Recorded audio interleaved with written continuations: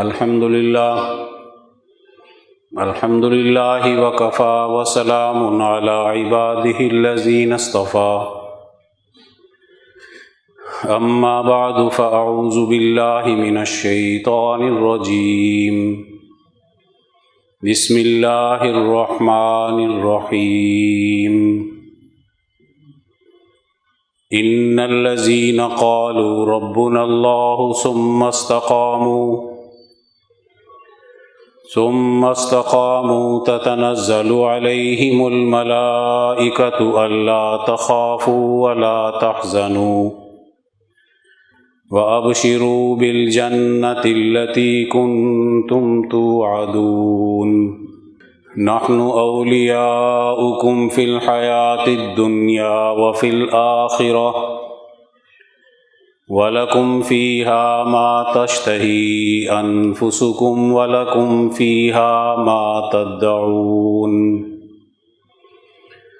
نُزُلًا مِّن غَفُورٍ رَّحِيمٍ وَمَنْ أَحْسَنُ قَوْلًا مِّمَّنْ دَعَا إِلَى اللَّهِ وَعَمِلَ صَالِحًا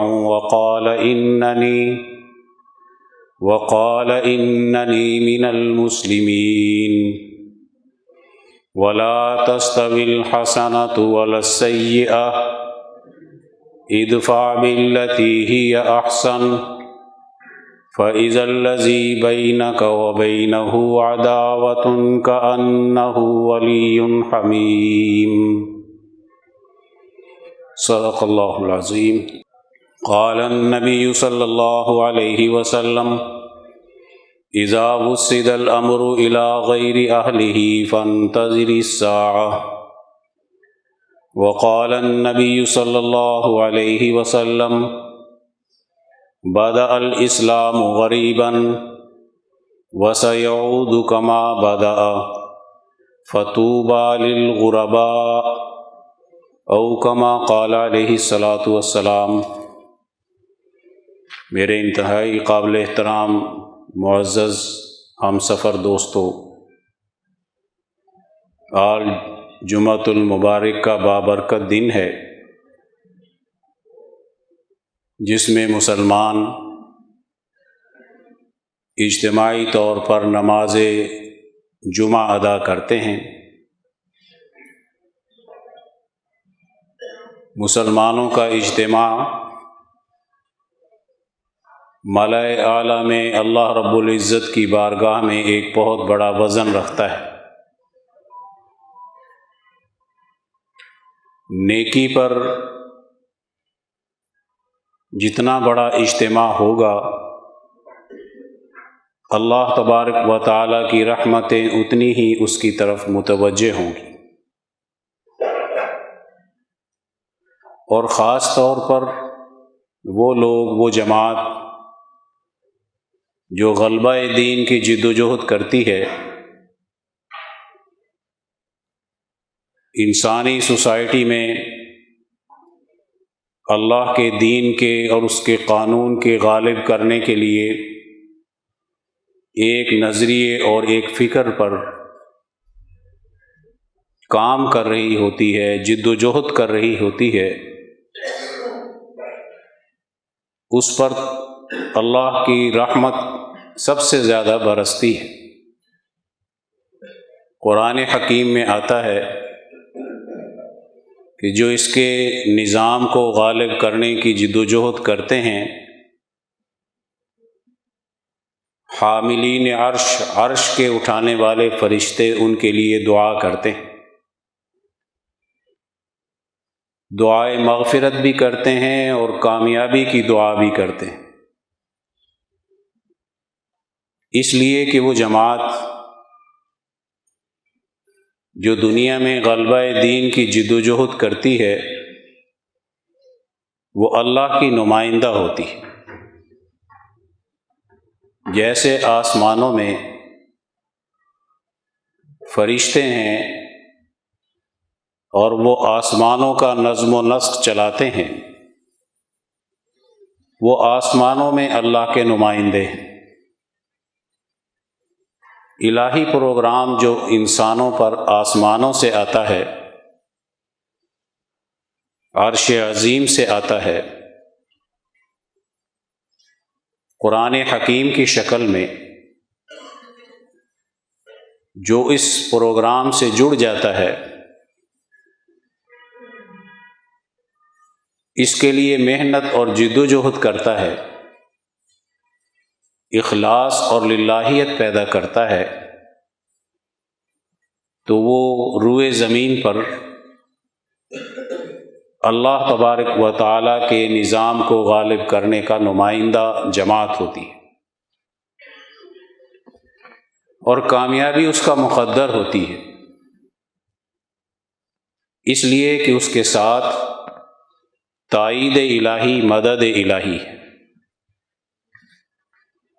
انسان دنیا میں ممتاز حیثیت رکھتا ہے تو اپنی عقل و شعور کی بنیاد پر۔ یہ انسان کا بہت بڑا جوہر ہے جو اس کو دوسری مخلوقات سے ممتاز بناتا ہے، لیکن انسان کی عقل و شعور حالات سے متاثر ہو سکتی ہے، پروپیگنڈے سے متاثر ہو سکتی ہے، دباؤ میں آ سکتی ہے، راہ راست سے بھٹک سکتی ہے۔ اللہ تبارک و تعالی نے اس کو بھٹکنے سے بچانے کے لیے، اس کو راہ راست پر رکھنے کے لیے وحی کا علم نازل کیا ہے۔ وحی کی طاقت عقل و شعور کی طاقت سے زیادہ قوی ہوتی ہے۔ جس کی عقل، جس کا شعور، جس کا غور و فکر کی صلاحیت وحی کے علوم کے تابع ہو جاتی ہیں، اس سے استفادہ کرتی ہیں، وہ پھر ماحول کے اثرات نہیں لیتی، پروپیگنڈے کے اثرات نہیں لیتی، کسی دباؤ میں نہیں آتی، کسی سے مرعوب نہیں ہوتی، اس لیے کہ اس عقل و شعور کی رہنمائی وحی کا علم کرتا ہے۔ تو جس جماعت نے اپنا تعلق وحی کے علوم کی طرف غور و فکر کے اعتبار سے قائم کر لیا، اللہ کی مدد بھی آئے گی اور فرشتوں کی دعاؤں کا مرکز بھی وہی بنیں گے۔ اسی طریقے سے ہم نے دیکھنا ہے کہ حضرت نبی کریم صلی اللہ علیہ وآلہ وسلم، آپ پر وحی آتی ہے، آپ کی زیر نگرانی، زیر تربیت صحابہ کرام غلبہ دین کا نظریہ اور فکر لے کر محنت اور جدوجہد کرتے ہیں، اللہ تعالیٰ ان کو کامیابی دیتے ہیں۔ نبی کریم صلی اللہ علیہ وآلہ وسلم کا طریقہ سمجھنا اور اس کے مطابق غلبہ دین کی جدوجہد کرنا، یہ آج کے دور کا سب سے بڑا تقاضا ہے۔ آپ کی سیرت مبارکہ کے بہت سے پہلو ہیں، لیکن آج جس کی سب سے زیادہ ضرورت ہے، جو وقت کا تقاضا ہے، عصر حاضر کا تقاضا ہے، آج ہمیں ضرورت اس پہلو پر غور و فکر کرنے کی۔ اس لیے کہ نبوت کا جو طریقہ ہوتا ہے وہ بابرکت بھی ہوتا ہے، اللہ کی مدد کا بھی ہوتا ہے، اور کامیابی بھی اسی سے ہوتی ہے۔ اگر ہم نبی کریم صلی اللہ علیہ وسلم کی ذات اقدس پہ ایمان تو لائیں، لیکن آپ نے جد و جہد کر کے جو دین کو غالب کیا، جو حکمت عملی اختیار کی، اس سے ہم غافل رہیں تو یقیناً عقیدت تو پیدا ہو سکتی ہے لیکن کامیابی نہیں ہو سکتی۔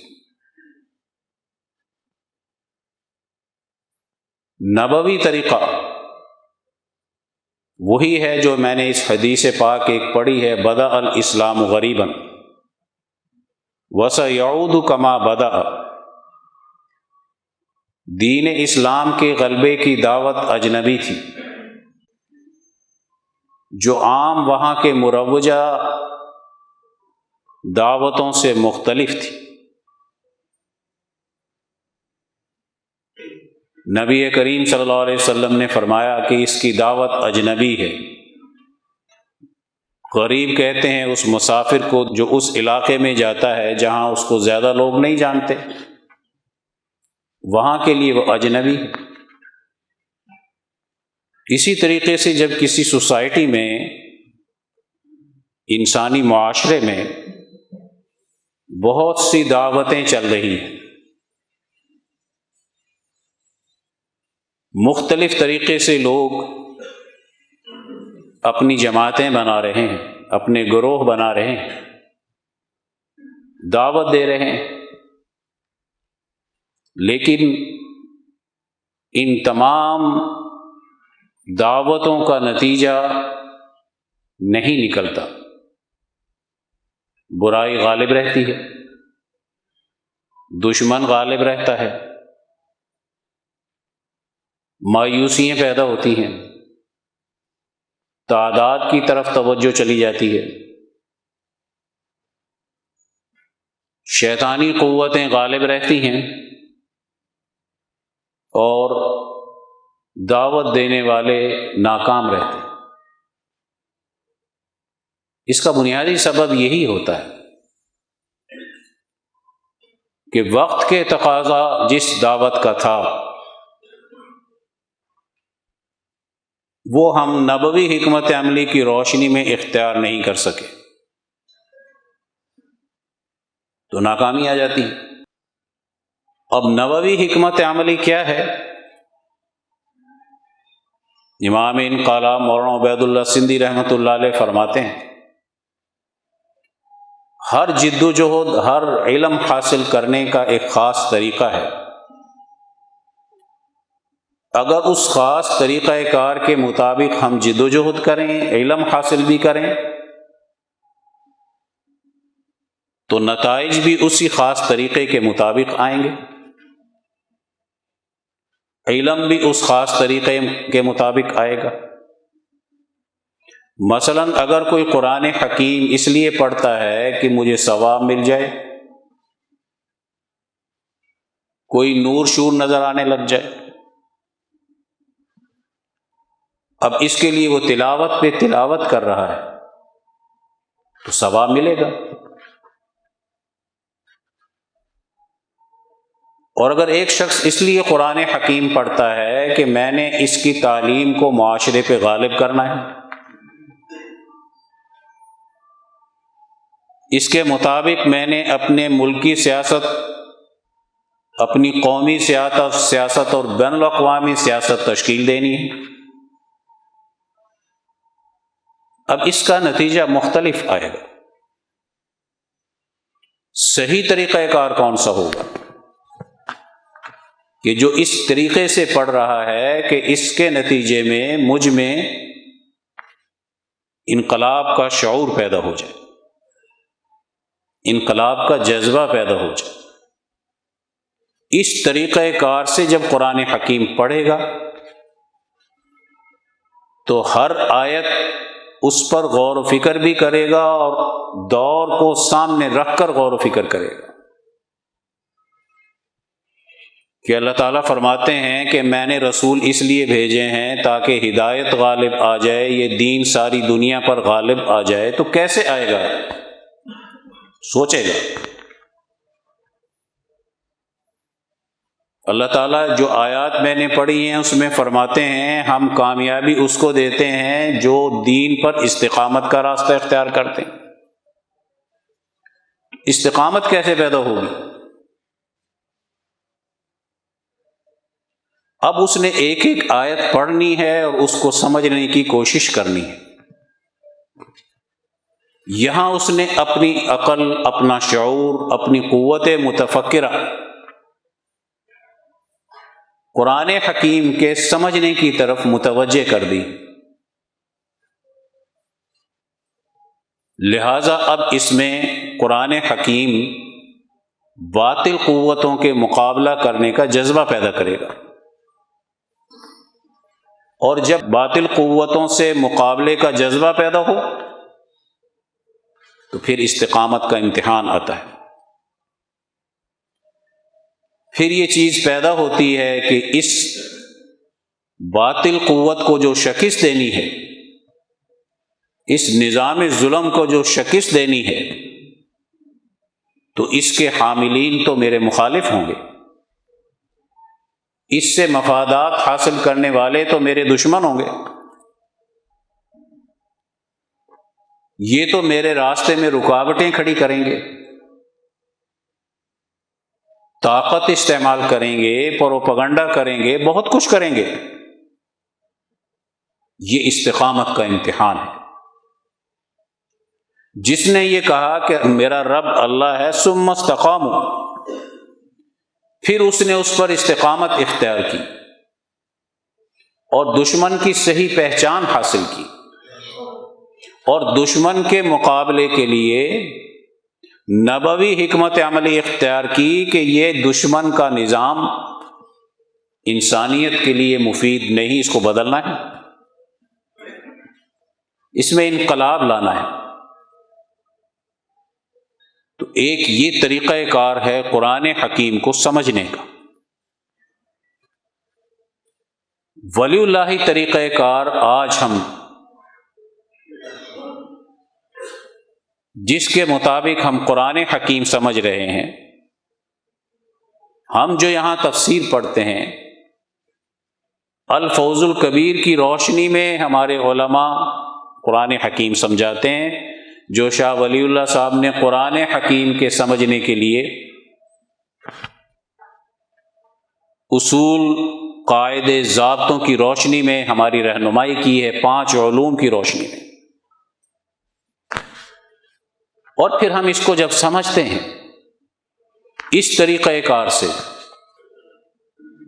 تو پھر ہم اس بات کو بھی سمجھتے ہیں کہ قرآن حکیم قیادت کی اہلیت پیدا کرتا ہے، رہنمائی کی صلاحیت پیدا کرتا ہے۔ آج دنیا میں سب سے بڑا بحران قیادت کا ہے کہ دنیا کے پاس وہ قیادت نہیں ہے جو انسانیت کے اجتماعی مسائل کو حل کرتی ہے۔ حضور نے فرمایا کہ جو میری دعوت ہے انقلاب کی، اجنبی عام لوگوں سے ہٹ کے غلبہ دین کی، یہ دعوت کامیاب ہو جائے گی، فطوبی للغرباء۔ لیکن ایک دور پھر آئے گا کہ دین مغلوب ہو جائے گا اور کفر کی اور ظلم کی طاقتیں غالب آ جائیں گی۔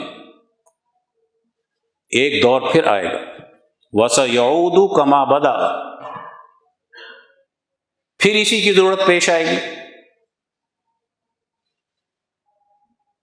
اس کو کہتے ہیں کہ جب قرآن حکیم کے سمجھنے کا نبوی طریقہ ہمارے سامنے ہوگا تو ہم دعوت دور کے تقاضے کے مطابق غلبہ دین اور انقلاب کی دعوت دیں گے۔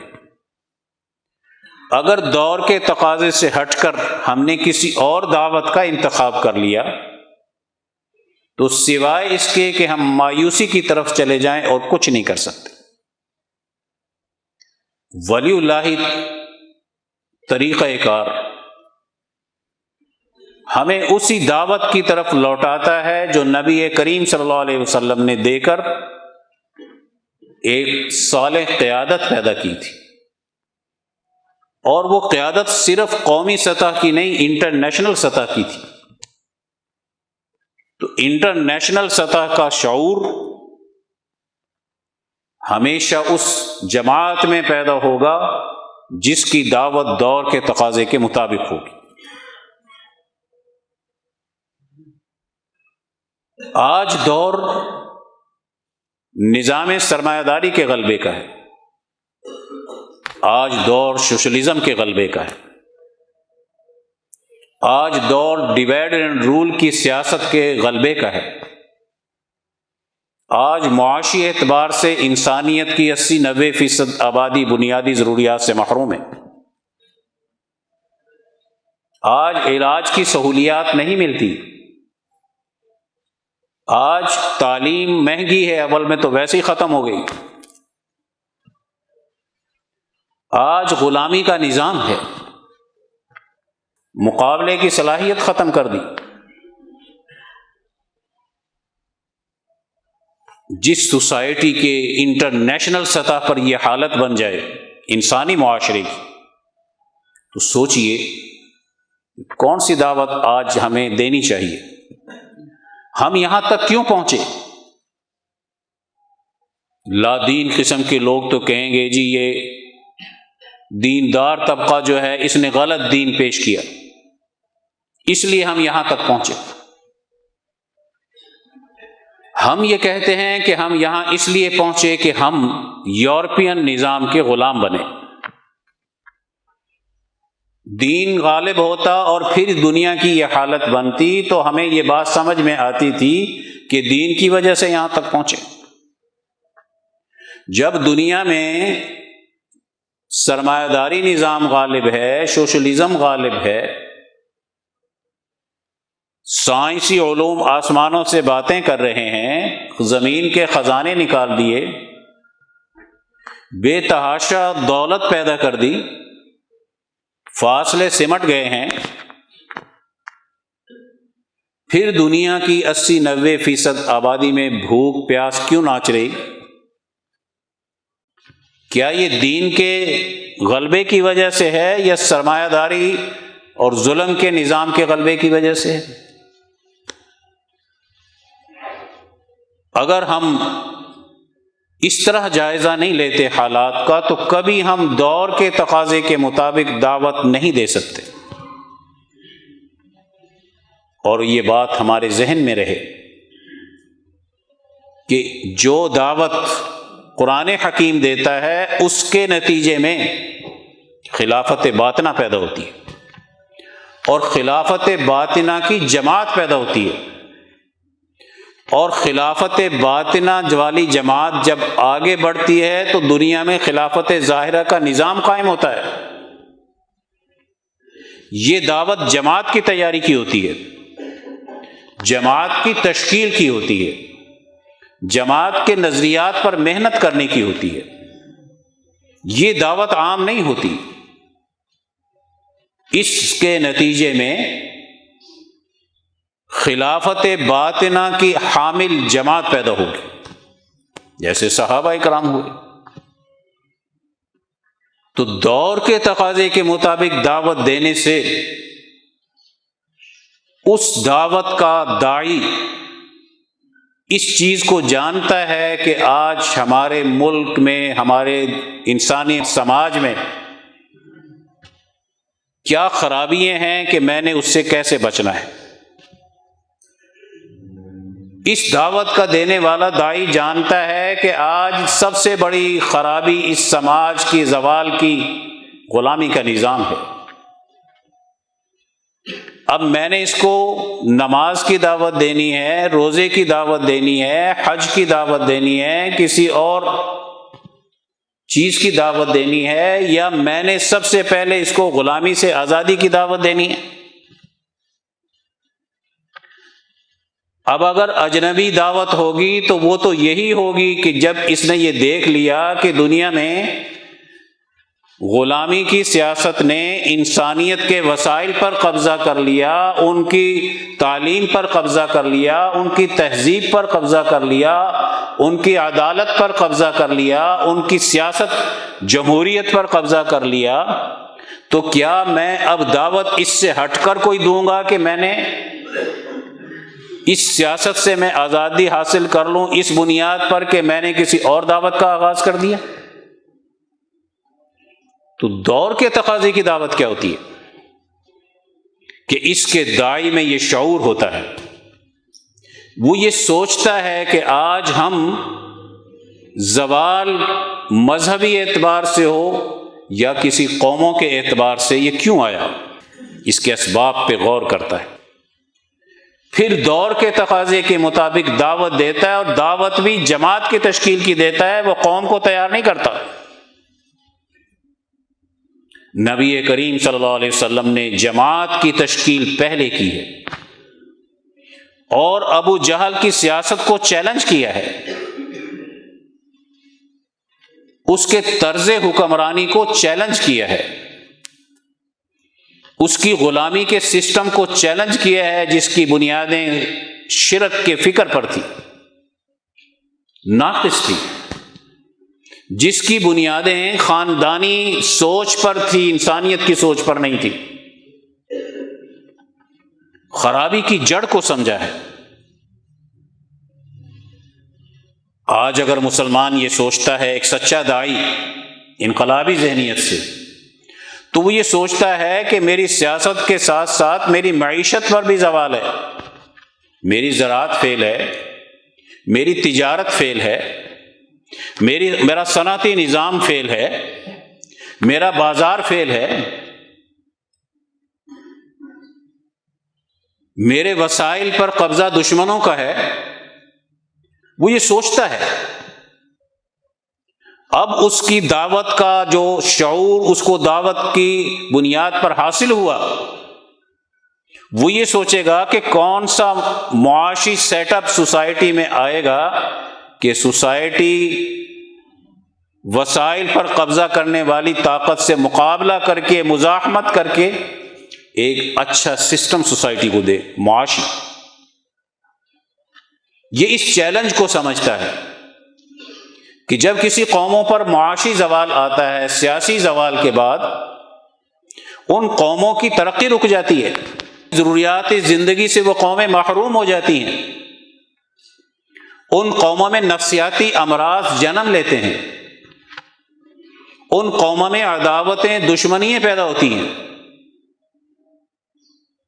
عدم استحکام سوسائٹی میں موجود ہوتا ہے۔ اگر ایک داعی سوسائٹی کے عدم استحکام پیدا کرنے والے معاشی سیٹ اپ کو نہیں سمجھتا اور غلط اور صحیح کی پہچان نہیں کرتا، وہ داعی کیسا بے شعور داعی ہے۔ دور کے تقاضے کے مطابق اس کی سوچ، اس کا شعور اس چیلنج کو سمجھنے کا ہو کہ آج دنیا میں جو نظام ہمارے سامنے ہے وہ تو بھوک اور پیاس پیدا کرتا ہے، قرضے چڑھاتا ہے، ٹیکس لگاتا ہے، یہ تو کیسر و کسریٰ کے نظاموں کی طرح ہے، اس سے بھی بدتر ہے۔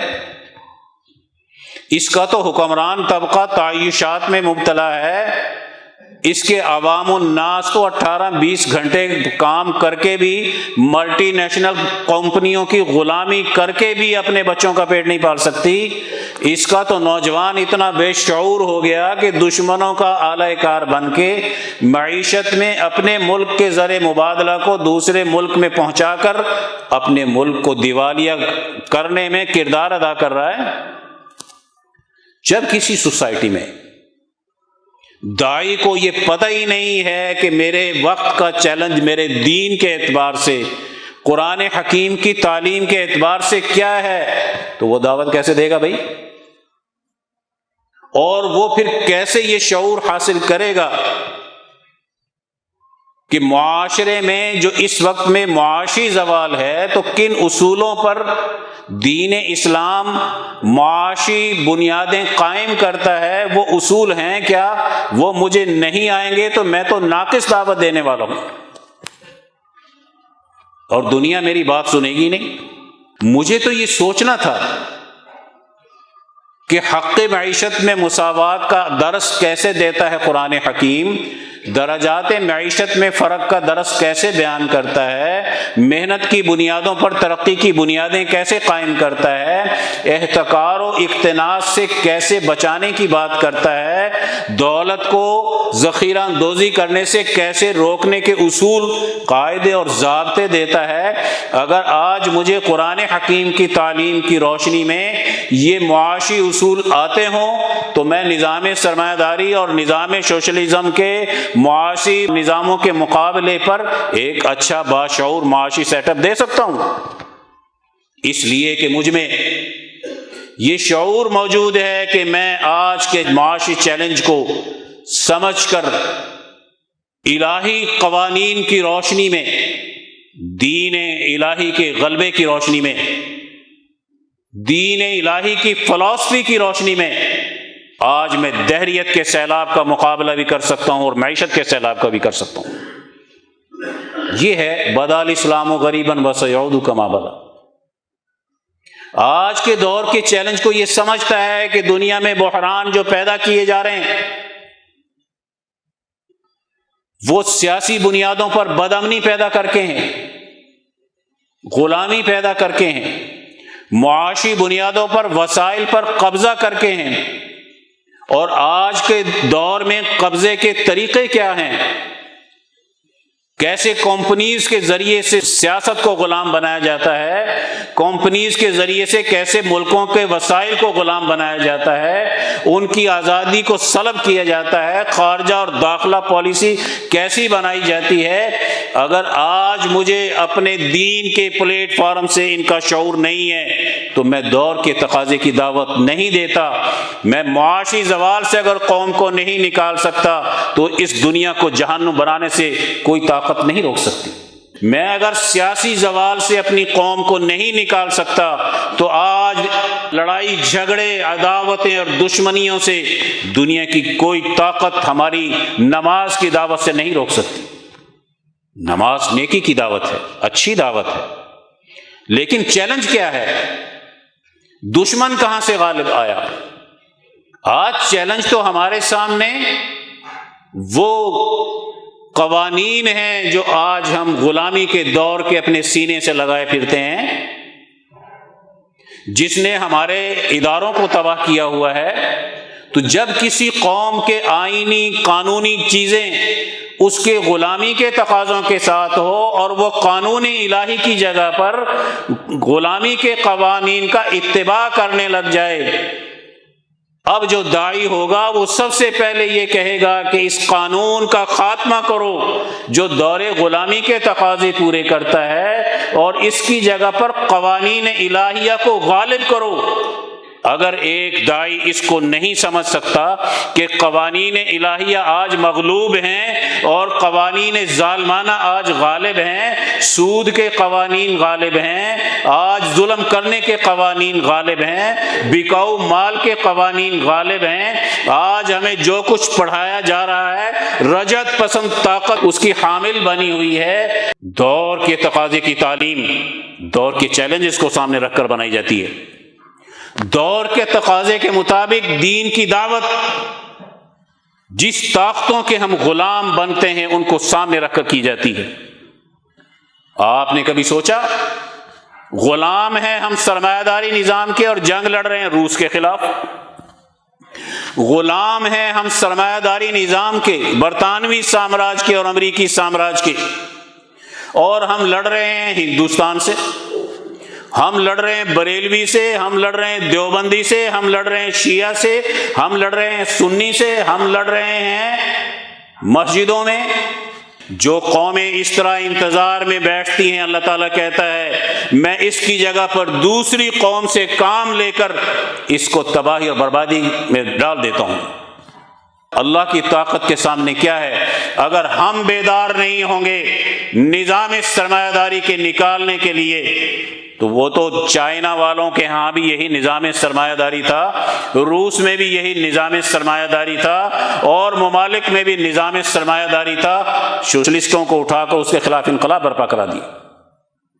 تو آج ہمیں قرآن حکیم کو غلبے کی نیت سے پڑھنا ہے، اس کی دعوت کو غلبے کی نیت سے، دعوت کے اعتبار سے پڑھنا ہے، شعور کے ساتھ پڑھنا ہے، چیلنجز کو سمجھنا ہے، نان ایشوز سے کے پیچھے نہیں جانا۔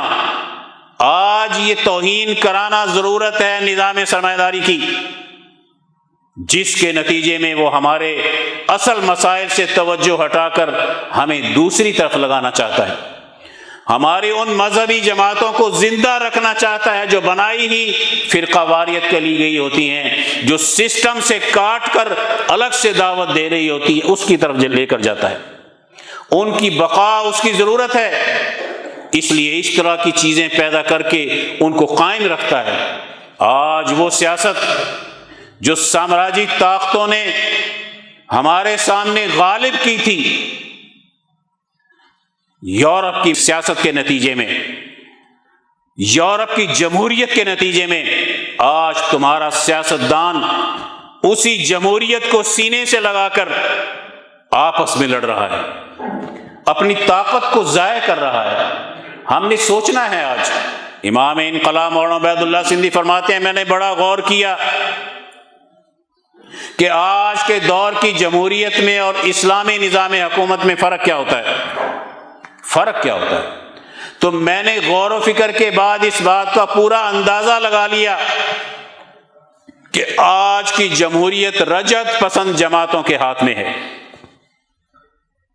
رجعت پسند جماعتوں کے ہاتھ میں، چاہے وہ سیاسی جماعت ہو، چاہے وہ مذہبی جماعت ہو۔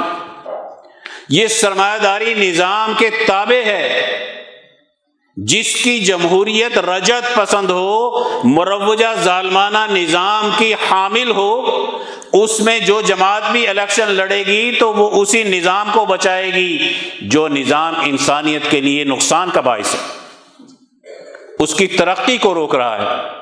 جس سے آزادی حاصل کرنی تھی اسی کے زیر نگرانی رہ کر اگر آج ہم نے جمہوریت کے راگ الاپنے شروع کیے ہوئے ہیں تو نتیجہ کیا نکلے گا آج سوائے اس کے کہ ہم غلامی در غلامی میں مبتلا ہوتے چلے جائیں گے۔ تو فرماتے ہیں میں نے دیکھا کہ آج کی جمہوریت رجعت پسند نظام کے ماتحت ہے۔ جاؤ پاکستان کی جمہوریت کس کے ماتحت ہے؟ پھر اس میں مذہبی جماعتیں کامیاب ہوگی، وہی کامیاب ہوگی جو مذہبی جماعت دین فروش ہوگی، جو سیاسی شعور سے حاری ہوگی، معاشی شعور سے حاری ہوگی، سماجی شعور اس کے پاس نہیں ہوگا، دور کے تقاضے کو وہ نہیں سمجھ رہی ہوگی، وہی تو اس کی اعلی کار بن کر کروڑوں کے الیکشن لڑے گی، اربوں کے الیکشن لڑے گی، ناکامی اس کا مقدر ہوگی۔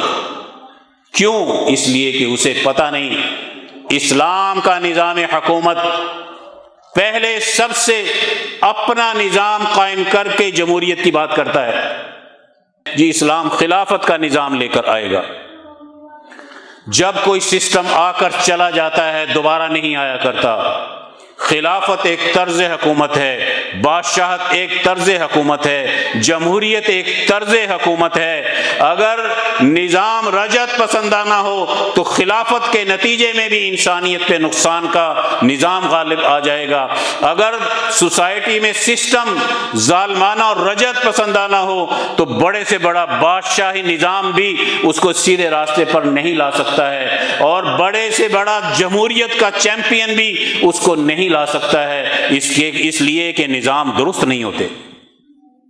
ہمارے اکابرین نے ہندوستان میں غلامی سے آزادی کی جنگ کو ترجیح اسی بنیاد پر دی تھی، سب سے پہلے غلامی سے آزادی کی بات کرو۔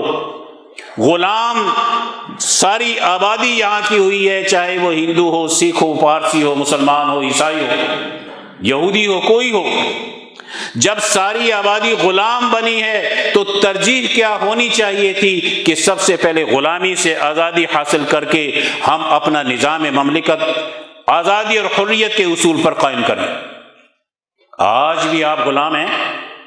اس غلامی سے آزادی حاصل کیے بغیر جو جماعت بھی یہاں کی جمہوریت کی چیمپئن بنے یا خلافت کی باتیں کرتی پھرے یا کسی اور ازم کی باتیں کرتی پھرے اور اس نظام سرمایہ داری کو جڑ سے اکھاڑ کر نئے نظام کے لیے جد و جہد نہ کرے، ناکامی کا منہ دیکھے گی اور مایوس ہوتی چلی جائے گی، سازشوں کا شکار ہوگی، خود سازشیں کرے گی۔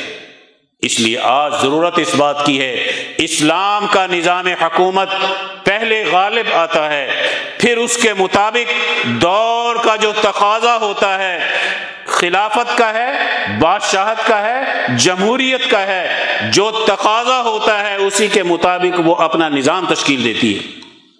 اگر دور جمہوریت ہے اس کے مطابق بناتی ہے، اس میں جو خرابیاں ہیں اس کا خاتمہ کرتی ہے، اس کے نتیجے میں جو سوسائٹی کو نقصان پہنچتا ہے اس سے بچاتی ہے۔ اور اگر اپنا فیصلے کرنے میں، اپنا نظام قائم کرنے میں ہم آزاد نہیں ہیں تو کیسے دنیا میں انقلاب لا سکتے ہیں؟ آج ہمیں ان چیزوں پر غور و فکر کرنا ہے۔ ہم نے دعوت کے اصولوں کو سمجھنا ہے، ہم نے سمجھنا ہے کہ آج کس دعوت کا تقاضا ہے۔ اس دعوت کے لیے سب سے پہلے ہمارے ہر نوجوان کے پاس سیاسی شعور اعلیٰ درجے کا ہونا چاہیے، معاشی شعور اعلیٰ درجے کا ہونا چاہیے، سماجی شعور اعلیٰ درجے کا ہونا چاہیے، اس کے اندر کوالٹی اچھی ہونی چاہیے، وہ دور کے تقاضے کو سمجھنے والا ہونا چاہیے۔ اس اصول پر جب سوسائٹی میں وہ دین کی دعوت کو سوسائٹی میں پھیلائے گا تو وہی صحیح اللہ کی مدد اس کے ساتھ ہوگی، وہی کامیابی کی طرف آگے بڑھے گا، اسی کے ساتھ انسانیت کے اجتماعی مسائل حل ہوں گے۔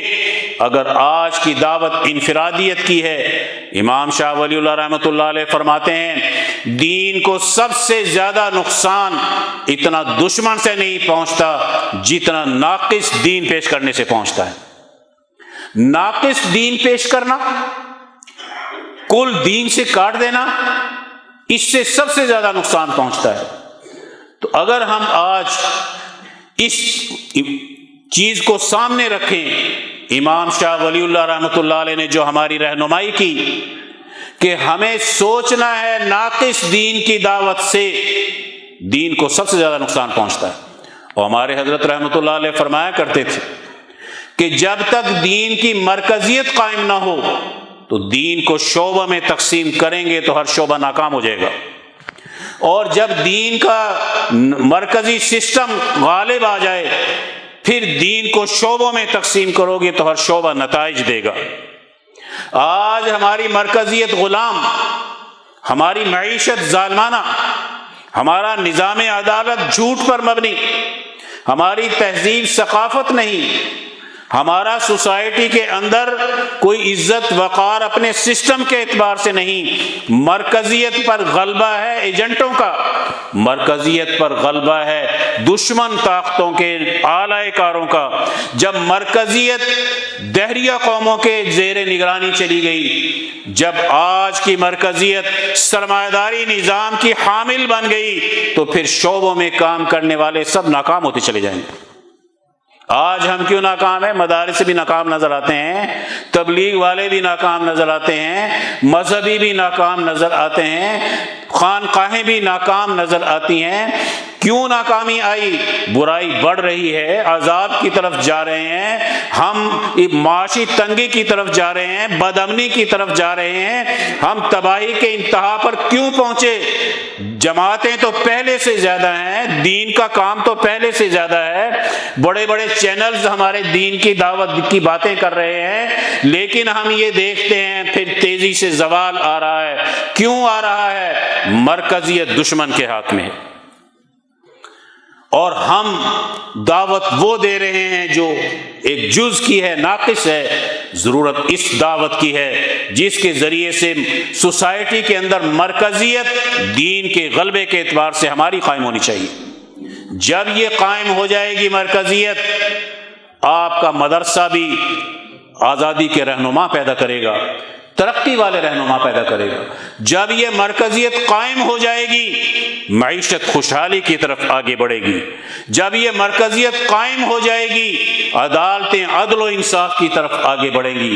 اس مرکزیت کے غلبے کے بعد جب دین کے شعبے اپنی اپنی جگہ کام کرتے ہیں تو فقہا بھی بڑے اونچے درجے کے پیدا ہوتے ہیں، سیاستدان بھی بڑے اونچے درجے کے پیدا ہوتے ہیں، سائنسدان بھی بڑے اونچے درجے کے پیدا ہوتے ہیں، فلسفی بھی بڑے اونچے درجے کے پیدا ہوتے ہیں، قاضی بھی، عدالتی سسٹم بھی بڑا بہترین اور انصاف کا تحفظ کرنے والا ہوتا ہے۔ جب مرکزیت نہیں رہتی تو ہر جگہ ناکامی کے سوا اور کیا چیز ہوتی ہے؟ آج ولی اللہ نظام فکر کا حامل قرآن حکیم کی تعلیم کی روشنی میں وہ یہ چاہتا ہے کہ دین پہلے غالب آ جائے اور پھر اس کے نتیجے میں ہر شعبہ اپنی اپنی جگہ پر کام کر کے دین کی حفاظت کا بندوبست کر سکتا ہے۔ اس لیے آج ہمیں دین کو شعور سے پیش کرنا ہے، دور کے تقاضے کے مطابق کرنا ہے، غلبے کے نظریے سے کرنا ہے۔ ہم نے بہادر بن کر دنیا میں وقت گزارنا ہے، عزت اور وقار کی طرف بڑھنا ہے۔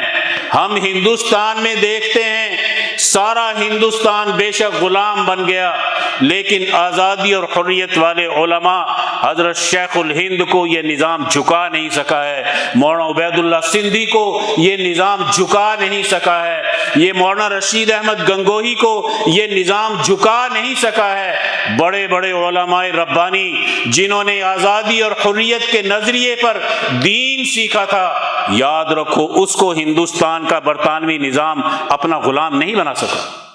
تو نظریہ ہی تو اصل ہوتا ہے، جب یہ غالب آ جاتا ہے تو اس پر نظام کے بد اثرات اثر نہیں کرتے۔ اگر نظریہ ہی پہلے ہی غلامی کا ہو، فرسودہ ہو، تو پھر ہر چیز اس پر اثر انداز ہو کر اس کے فکری صلاحیتوں کو تباہ و برباد کر دیتی ہے۔